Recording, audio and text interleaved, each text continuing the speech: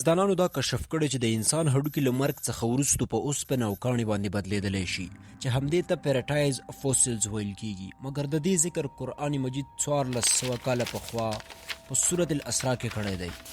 دوی وایي کله چې موږ یو موټی هډوکي او خاورې شو نو آیا موږ به بیا له سره نوي ژوندي راپاڅول شو؟ نو دوی ته ووایه که تاسې تیږه او یا اوسپنه هم شئ بیا به هم را ژوندي کړی شئ.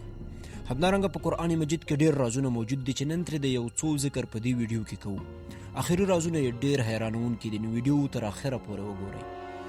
موږ چې دا کومې اوبه څښو دا د دې نړۍ خپلې اوبه نه دي. ساینس وایي له نن څخه زرګونه کلونه پخوا دا اوبه د یوې اسماني ډبرې پر واسطه راکوزې کړی شوي دي کله چې دې ډبرې له نړۍ سره ټکر وکړ. کاش ډیرو دا قرآن مجید پخوا لوستی وای. قرآن مجید دا هم ذکر کوي په سورة المؤمنون کې او موږ له اسمانه له صحیح حساب سره سمې په یو ټاکلي اندازه اوبه راورولي او هغه مو په مځکه کې تم کړي. موږ په باوري توګه د دغې اوبو په لمنځه وړلو وس لرونکي او قادره یو. دا راز بیا ډیر حیرانونکی دی. د انسانانو او حیواناتو د حجرو د کروموزومونو شمیر هم په قرآن مجید کې ذکر شوی دی، مګر په پټ شکل.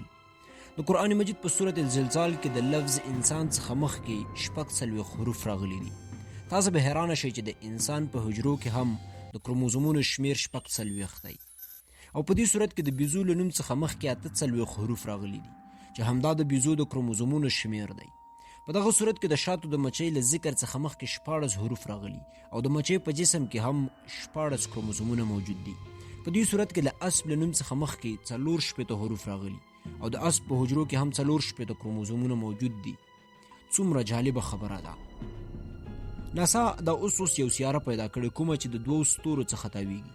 پر دې سیارې کې تاسو کولی شئ چې 2 د لمر راختل او ښکته کېدل وګورئ. د دې نوم دی کیپلر 14 بي.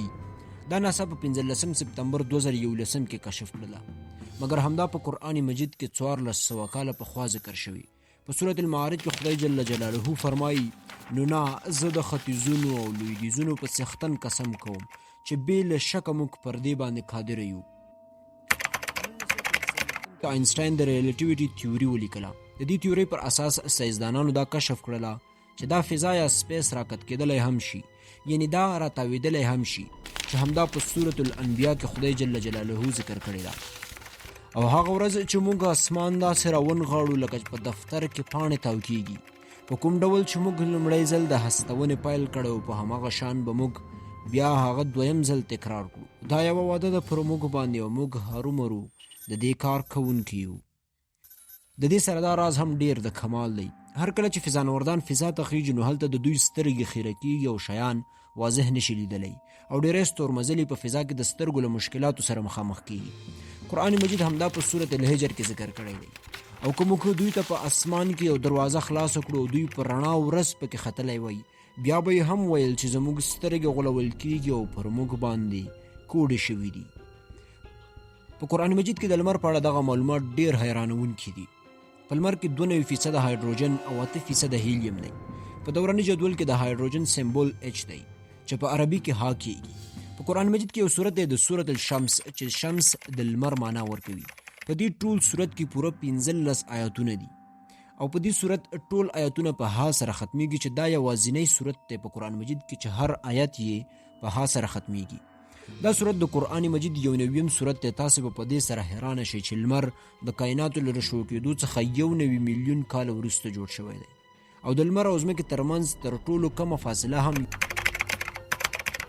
کوم چې د دې سورت نمبر دی. یوازې دا نه، د لمر د منځ حرارت هم 15 میلیون سلسیس دی چې دا د دې سورت د آیتونو شمیر دی. څومره د کمال خبره ده.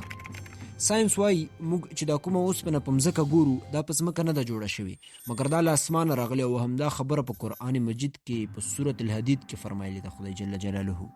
او موږ اوسپنه راکوزه کړله او پر دې کې ډیر سخت د جنگ سامانونو د انسانانو لپاره پکې خیر موجود دی.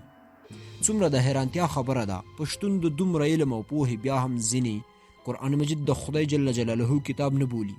افسوس د هغوی پر شتون شي. په نړۍ کې داسې هیڅ کتاب موجود نه دی چې د هغې په هر آیت کې د یو راز پټ وي. او 1400 کاله پخوا د یو انسان لپاره د دغسې کتاب لیکل یو ناشونی کار دی.